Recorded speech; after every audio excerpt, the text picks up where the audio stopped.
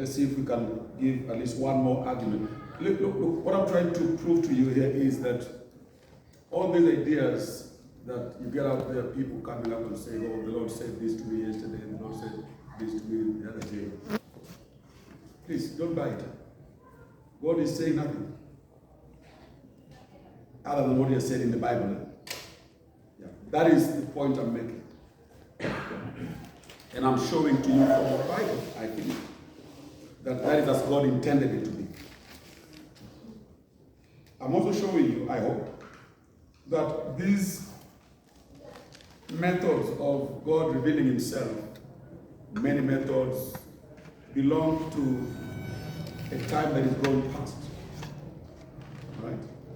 Yet our problem is we want to go back to those many methods when we have the final archetypal speaking of God in Christ. And that is not very useful. Let's look at 1 Corinthians 13. We are reading this text a little earlier. I want us to look at it again.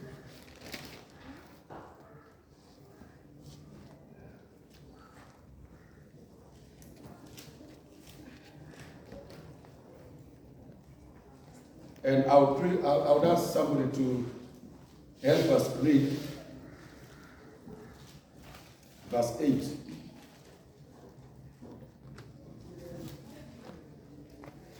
To verse 13.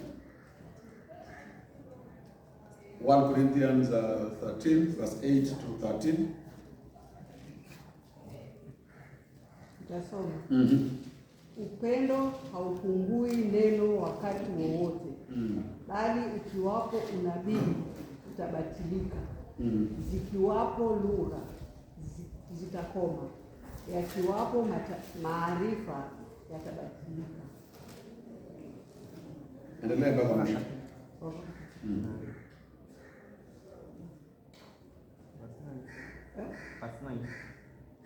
Kwa maana tunafahamu kwa sehemu na tunafanya unabii kwa sehemu. Lakini ijapo ile iliyo kamili, iliyo kwa sehemu itabatilika. Nilipokuwa mtoto mchanga, nalisema kama mtoto mchanga, nalifanya kama mtoto mchanga, nalifikiri kama mtoto mchanga. Tokea hapo nilipokuwa mtu mzima, nimeyabatilisha mambo yote. Maana wakati wa sasa tunaona kwa kioo kwa jinsi ya fumbo. Wakati ule tutaona uso kwa uso. Wakati wa sasa nafahamu kwa sehemu. Wakati ule nitajua sana kama mimi nami ninavyojuliwa sana. Basi sasa inadumu imani, tumaini, upendo, haya matatu, na katika hayo lililo kuu ni upendo. Okay. Now I think earlier on I had given you something of a structure, the structure of 1 Corinthians 13. I think it divided itself very neatly into three parts. Verse 1 to verse 3, love is the greatest. Verse 4 to verse 7, how does love look like? Verse 8 to verse 13. Verse 1 to verse 3, love is the most important. The most important. Particularly the emphasis is love is more important than any gift. That's the idea. Verse 4 to verse 7, love is the character of love. And then verse 8 to verse 13, love abides. Yeah. Love never fails. Everything else fails, but love never fails. So verse 13 can actually be a part of verse 1 to 3, because it speaks to the most, love as the most important and therefore the greatest. Yeah. But verse 4 to 7 is character, verse 8 to verse 12 especially, love never fails. Now, do you notice that even before we get here, again, contextually speaking, the book of 1 Corinthians is perhaps one of the most problematic. No. the Corinthian church was among the most problematic churches that Paul ever had to deal with. I think other than Galatians, who are almost losing the gospel. The First Corinthians gave Paul the most trouble, it says. And particularly in his first letter, which is what we are concerned with here, Paul is troubleshooting throughout. I mean, from chapter 1, he's dealing with division. Okay? Chapter 1, 2, 3, dealing with division. Then you come to chapter 4. Paul is defending himself against attacks by these people. Chapter 5 is gross immorality in this church. Chapter 6, these guys are taking each other to court. All right? Chapter 7 is now chapter 7 is a transition point because chapter 1, 2, 3, 4, 5, and 6 are based on the report that Paul has received in verse 11. Someone has visited Paul from the household of one of the members of the church, and he has told Paul there are problems in our church. And those problems are division, immorality, people taking each other to court, etc. But then, from chapter 7, Paul is now no longer addressing issues that are being reported to him by this individual. There is actually a letter that has arrived at Paul's house, written by the church. In that letter, the church is asking questions regarding a number of things. For example, how do marriages work? Okay? Particularly situations whereby the husband maybe is not a Christian, the wife is a Christian. How do you deal with this? Maybe the Christian wife wants to pray and fast. The non-Christian husband will hear none of it. How do you juggle through this? Okay? So stuff like that. What do you do when a Christian loses a husband or a wife? Are they allowed to remarry? What about young men and young women who for some reason are not married yet, they are burning with lust? So this matters. Paul has been asked questions and he's answering them in chapter 7. Then how do we interact with the world around us, filled with idolaters? And sometimes they invite us to their party. Should we go? Should we not go? Those are the questions that are asked. In chapter 8 and chapter 9, Paul answers those questions. And then he addresses himself the whole matter of idolatry in chapter 10. And then towards the end of chapter 10 to much of chapter 11, Paul deals with other questions of church order. Okay, how should we order our lives in church when we come to pray for worship services? How should women dress? How should men dress? Later on, how about communion? How do we conduct communion? Yeah. So he's troubleshooting problem after problem after problem after problem, answering question after question after question. And among the problems that Paul is going to deal with in his first letter to the Corinthians is how do we handle the whole matter of spiritual gifts? Sorry? So how do we handle the whole matter of spiritual gifts? Yeah. So, because just like they are struggling to handle marriages, they are struggling to handle the sinning brothers, they are struggling with unity, they are struggling to handle disagreements among themselves, they are also struggling with how to handle spiritual gifts. Just like many of our churches today are struggling. We misunderstand them, we misuse them. And Paul begins chapter 12 by saying, now concerning spiritual gifts, brothers, I do not want you to be uninformed. These guys are ignorant about spiritual gifts, even though they claim to have them. They know very little about them. And Paul is going to correct those notions in chapter 12, and he's going to explain how those gifts work and so on. But then in chapter 13, Paul is now going to, after explaining how these gifts are supposed to work, Paul is going to bring about a very important disclaimer. Yes, I've explained how these gifts work, but they are not the most important thing, okay? That's what he says. I've explained. Now at least you have a better understanding. But they are not the most important thing. And he's going to explain that in chapter 13. And then in chapter 14, he's now going to explain, okay, now that we have the gifts in perspective, how are they to be exercised within the church? All right? And then chapter 15 is going to handle the problem of resurrection.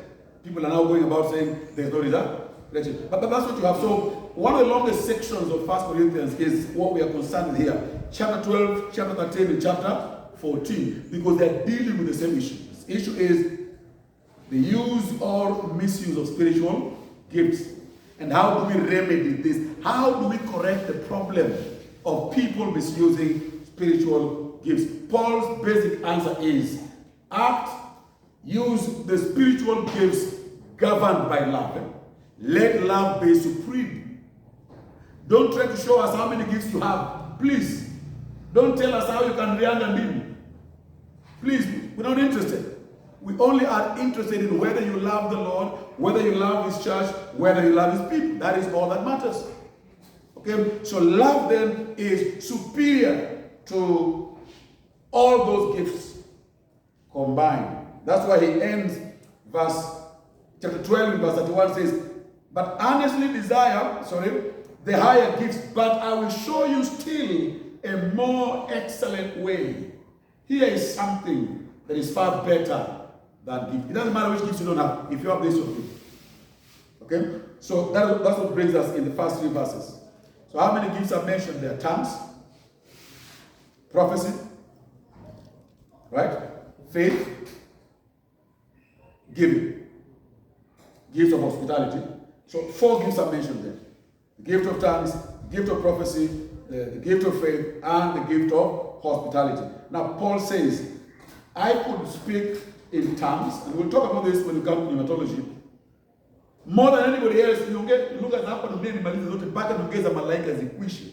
If I have no love, I am like kengele ambaye napiga kelele sio? If I have prophetic powers and I can understand all the secrets and have knowledge of all things, if I have no love, I am nothing. If I have faith to move mountains, without love I am nothing. Even if I give everything I have to my last kobo, even if I give my own body to be burned, but I have not love, I have gained nothing. So what's the point? Love is the greatest. Love is the most important. Whatever else you have or do not have, if you have love, you're okay.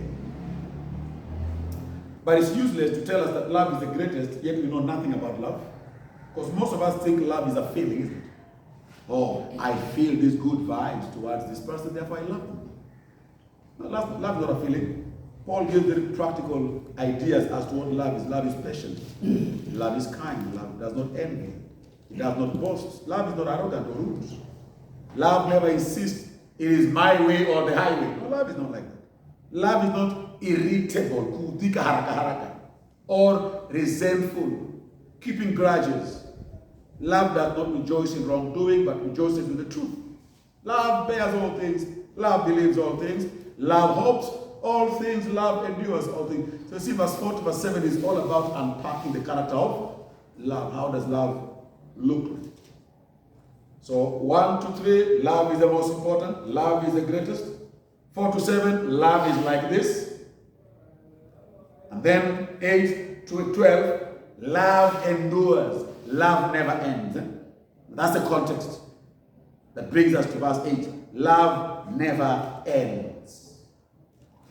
So as Paul prosecutes the whole idea that love never ends, he is now going to compare love again to what? To certain spiritual gifts. But now notice the particular gifts that Paul chooses to compare love with. First of all, prophecy. Then tongues. And then knowledge. Now when he talks about knowledge, we are to understand this to be referring to what is called in chapter 12, the gift of word of knowledge. Word of knowledge. Yeah. So Paul mentions 3 spiritual gifts: prophecy, word of knowledge, and tongues. Now, what are all these gifts concerned about? What do these 3 gifts have in common? Yes? Yeah, they will pass away. That's what you're going to tell us. But what is it in terms of their functioning that makes these gifts similar while they're here? What is the thread that runs through all of them, you think? When someone is prophesying, what are they doing? Yeah? when someone is prophesying, is he not revealing something? Yeah, so prophecy is revelation. Okay? Yeah. What about word of knowledge? And some of you have seen people do word of knowledge. There are two women here in this. You've seen them. What's going on there? Again, it's revelation. It's revelation. Yeah. What about tongues? Is it tongue revelation? Is it not? It's not. Says who?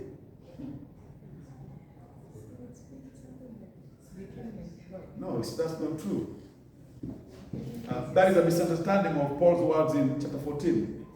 Now, long story short, let me just show you that tongues is part of what we call revelatory gifts. Look at chapter 14. Let's move there quickly.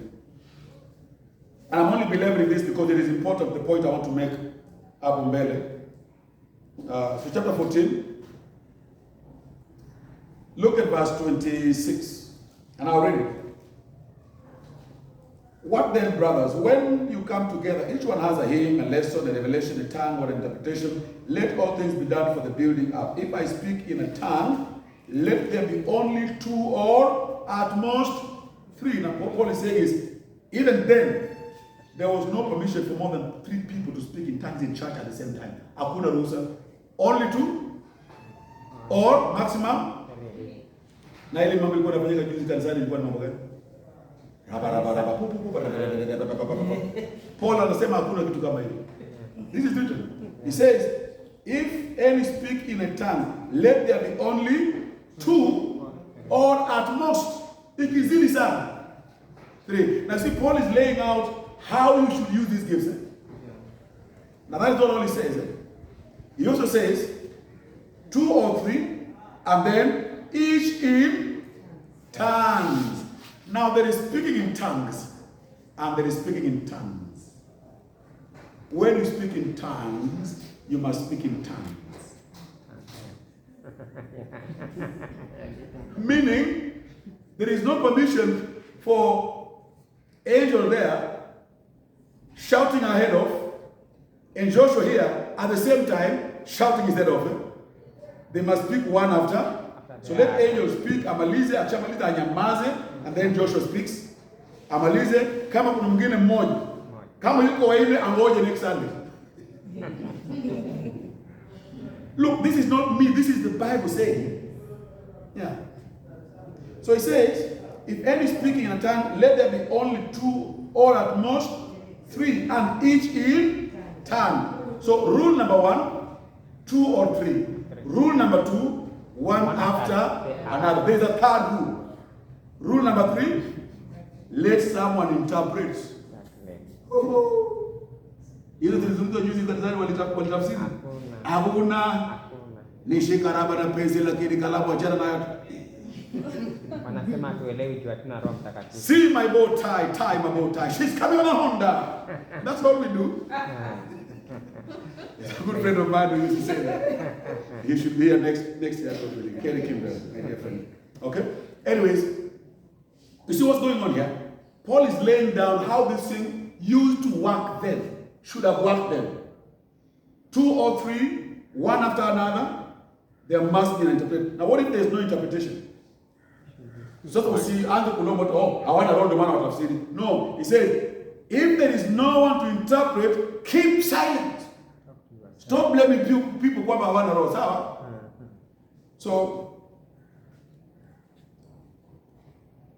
now, the point I'm making is this. So why do you think that there's a need for the tongues to be interpreted? Okay. To build the faith of the church. Yeah. So they need to be interpreted so that they build the faith of the believers of the church. Now, what does that mean? Does that not mean then that what is going on when the tongues are being spoken is something is being revealed, which others need to know? Yeah. So if there's no interpretation, the revelation is lost. Eh? I'm trying to show you, Rose Mildred, tongues is part of the revelatory gifts. Thank you. All right? So, my point, let's go back then to chapter 13. And here's my point, that Paul is now saying that love never ends. And then he's now going to compare love to 3 spiritual gifts.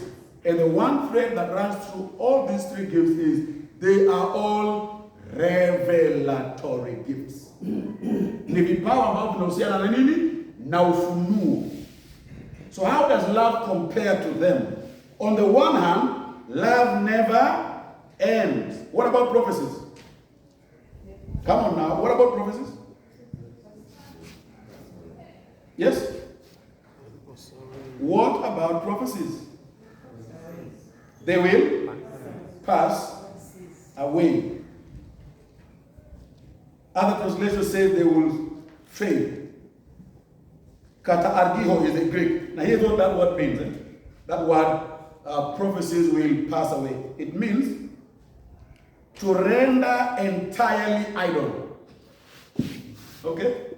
To render entirely idle. Brackets, useless.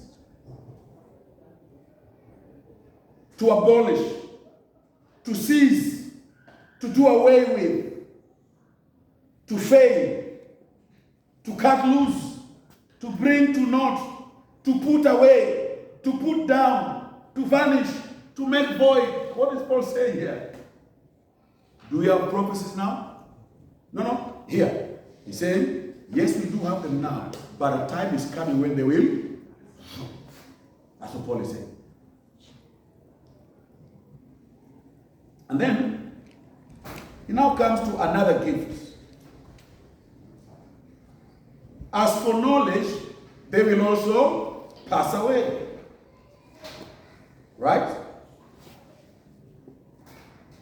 So love never ends. As for prophecies, they will pass away. As for tongues, they will cease. As for knowledge, it will pass away. Now the point that Paul is making is, we have these revelatory gifts. Hivi vipawa ambavyo Mungu anavitumia kuleta ufunuo kwetu. Paulo anasema hivi si vya kudumu. Hivi ni vya muda. Sawa?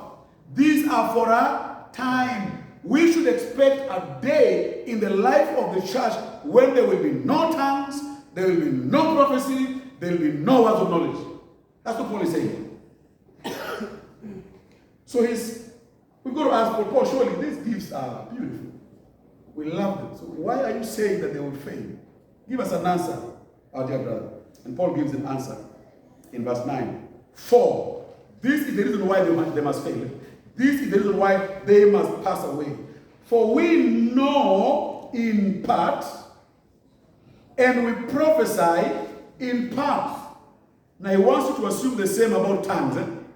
All these revelatory gifts, they happen in what? In part. Let me find you the Greek word that is used there. That word part comes from the Greek word meros, which simply means an allotment, a division, a little share. Okay? Yeah. Some allotment, some section, some little share. That's what that word meros is. Yeah? And that's why it was used in Hebrews 1, polymeros, many little portions. You remember that? So here we are now seeing that these revelatory gifts, whatever role they are doing, is not a complete role. They are covering a space. They are offering a service.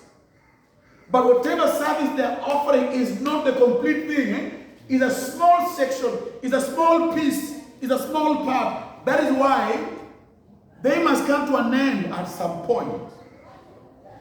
They must pass away because now we know in parts. So when I prophesy, I don't tell you all things that God will have you know in one prophecy. My prophecy covers a very small thing. When I give a word of knowledge, it covers a very small thing. When a message comes to the church through a tongue, a portion, little things. Now that is why these things are not going to help us much. And why? Because they are very much akin to the many methods that we read that God used in the long ago. Yeah. And then he says now, verse 10, when the perfect comes, the partial will pass away. So now we want the perfect, right? Don't we? We want the perfect. And when the perfect comes, the partial must pass away. Now, do you remember how this is similar to what we saw in the period of the prophets, when they had been promised the prophet, and they were waiting for the prophet, and in the meantime, a few prophets were sent from time to time to do a little here, a little there, a little there. But they were all waiting for the complete one, the perfect one, the prophet. Same thing that Paul is saying here. But whatever revelations people are receiving now, and when Paul is writing these things, those revelations were still there. He's saying these things will one day come to pass. They will pass away because they are only partial. They don't give us the whole picture. They don't give us the whole picture. We are looking forward to something that will give us the complete picture. And when that complete picture arrives, it will contain all these little parts within it. So now we no longer need the little parts because we have the whole. And that's what that word perfect means. The word perfect there comes from the Greek word teleios, which means the complete, the end goal, the destination. Yeah. So what Paul is saying then is these revelatory gifts are temporary and partial and must give way when the perfect comes. Now that makes this thing called perfect extremely important, isn't it? And theologians have wrestled over the meaning of this word perfect for decades. But here's what I'll suggest to you to be the meaning of it. But before I do that, let me give you two possible ways of interpreting the word perfect here. There are those theologians who argue like this, that the perfect that Paul is talking about here is referring to the second coming of Jesus. But when Jesus comes, then all these gifts will cease. Now, if that was the case, then we should expect these gifts to be continuing now, because they will only end when Christ actually comes. That's one of the arguments. Now, here's why I think that argument is untenable. And I'll give you just two reasons. Reason number one, the perfect here cannot refer to the second coming of Jesus, or Jesus is coming, because in the Greek gendering, that word perfect is in the neuter. It is in the neuter. It is not a, Greek has three genders. English has only two. Yeah. But Greek has three. So Greek has the feminine gender, masculine gender, and then the neuter. Masculine always refer to, human beings of the male gender, then feminine human beings of the female gender stuff, and then neuter normally refer to things that are without life, by and large. Yeah. Now that's the gender here, it's neuter. Now, whenever the New Testament speaks about the coming of Christ, not only the word, but the phrase itself comes in the masculine gender. We don't find that here. We find here the neuter gender. That suggests to us, but whatever is being talked about here is not the coming of a person. We should have been captured in a masculine gender, rather the coming of something. That's reason number one. The other reason why I think this can be referring to the second coming of Jesus is when you continue reading. Look at verse 12. For now we see dimly in a mirror, but then we shall see face to face. Now we know in part, then we shall know as we fully know. Look at verse 13. For now, faith, hope, and love abide. These three, but the greatest is love. Now, do you see the contrast is between now and then? Now, the now, when the gifts are still there, three other things are still there, right? Do you notice that? When these gifts are continuing, right? When these gifts are, excuse me. I'm getting ahead of myself here. Let me gather my thoughts and explain these things well.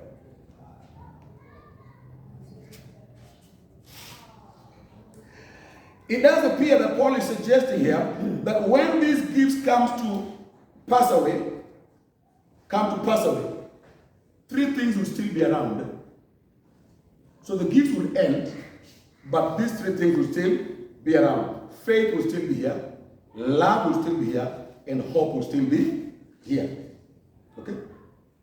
Yeah, that Paul seems to be suggesting that. Now, I can understand that when Jesus Christ comes, love will still be present, right? But will hope be present? Hope. Hope. Hope. Hope. Hope. Will hope be present when Jesus comes? Will it be? Who will hope be present when Jesus comes? Why not? I think Paul says elsewhere that hope that is seen is not hope. People normally hope for that which they haven't seen. Whenever we talk about hope, we're talking about future. But once something happens, it's no longer hope, isn't it? Yeah. So, but Paul is telling us that by the time these gifts end, hope will still be around. That's not after the second coming, is it? All right? You have something to say? Go ahead. Just repeat your statement. Yes, I'm saying that by the time these gifts cease, hope, faith, and love will still be around. Okay? Why? Because these three are being compared to these three. Yeah? These three are more important than the gifts. So as the gifts are ceasing, these will continue. Isn't it? Yeah. Love and so on. Love, faith, and hope. So my question then is, when the gift cease and hope is still here, has Christ returned? Not yet, because when Christ returns, there's nothing to hope for. Yeah. Will faith still be here? Faith is the substance of things hoped for, you see. Now, so my argument is, if faith, hope, and love will still be here, because we are told, so faith, hope, and love abide, isn't it? These other things pass away, faith, hope, and love abide. Meaning, by the time they pass away, faith, hope, and love are still here. Now, love will continue when Christ comes. Faith, hope, and love would have served their purpose. So when Christ comes, there's no more need for faith, there's no more need for hope. Right? Yeah. Yet we are told that by the time the gifts are coming to an end, faith is still here, and love is still here, and hope is still here. Meaning that these gifts were expected to cease while the church is still around here, while Christ is yet to come. That's my point. So my point then is, you cannot then interpret the perfect to mean the second coming of Jesus. Okay? Because these gifts apparently will cease before the second coming of Jesus. So my response then to those who say, this one is referring to the second coming, I'm saying it cannot be, because that would run against the grain of what the text itself is. He's saying, are we getting somewhere? Yeah. Because listen, you know, when you go back to your church and you're trying to tell people that these things are no longer applicable, you've got to be able to make these arguments. Don't just go to, from this time to they'll ask you why. And you must demonstrate for them from the Bible that this is what the Bible teaches. And that's why I'm laboring these things, to make these arguments and to your satisfaction if that is possible. Yeah. Now my third argument as to why this has reference not to the second coming, but something that is connected to Revelation, is because in the whole context of 2nd or 1 Corinthians chapter 12, 13, 14, but especially chapter 14, not much is told us about the second coming of Jesus. That's not the subject here. Right? What is being told us here is spiritual gifts and their place. And particularly revelatory gifts and their place. So what Paul is concerned about here is those gifts which are concerned with revelation. What is their rightful place? Okay? And Paul is suggesting to us that their place is temporary, and at some point they will be replaced with another mode of doing the same thing that they were doing, yet in a better, more complete way. Because Paul is saying this will be done away with. Revelation will come to us in a different way that is not piecemeal, is not portion, dependent. Revelation will come to us in a more complete way. When that complete revelation comes, then the ones which are piecemeal will be done away with. It is that then that leaves us with two options for interpreting what the perfect here means. And so the perfect here could be said, first of all, some suggest it might mean the end of the apostolic era. Some suggest that. Others suggest that the perfect here is referring to the completion of the canon of the New Testament. When the New Testament has now been written and the words that Jesus had left the apostles to write are actually completed, then we have now a perfect, complete Bible, the Old Testament and the New Testament, complete, perfect. The need for piecemeal revelation, portion revelation, that need will no longer be there, because in the completed canon, we have the fullness, the completeness of the Word of God. That is a view that I think is correct. I don't think interpreting perfect to refer to the end of the apostolic era runs against this. Why? Because the completion of the canon and the end of the apostolic era coincide, isn't it? They happen at the same time. So I don't see the difference there. The view that I do not subscribe to is that this is referring to the second coming. What Paul is saying here is these gifts of revelation will stop, will pass away. They will cease while we are still here before Jesus comes. So what is it that brings them to an end? Because we now have a complete Bible. Now those are my arguments.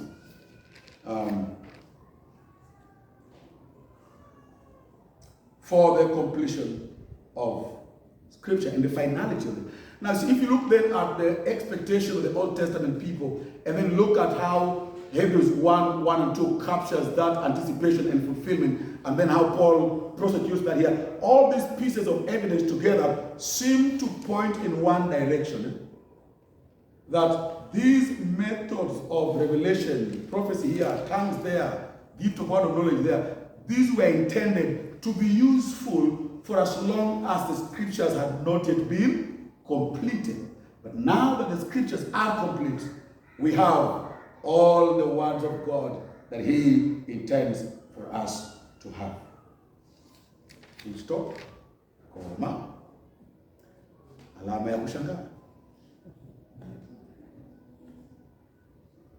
That's the finality of Scripture. Now, we can make the argument from other texts. Okay, but obviously we don't have the time to do all of that. But I think those 2 or 3 arguments, I think, should go a long way in at least setting you on a path to then study some more and come to a greater conviction of these things, I hope. Okay? So what we're saying, that we are saying that in the Bible, we have all that God intended for us to have, complete. Right? Yeah. We are to expect no further revelations or additions outside of the Bible. So when someone comes up and stands before you and says, "Thus says the Lord," ask him chapter and verse. And if there's no chapter and verse, we'll get shut up. Yes? Yeah, you shouldn't add to the words of this prophecy. Yeah, of course. So if you add anything, then your share of trouble will be added. Yeah. Those warnings are important, isn't it? And it is important particularly that that last warning comes when the last book of the Bible is written.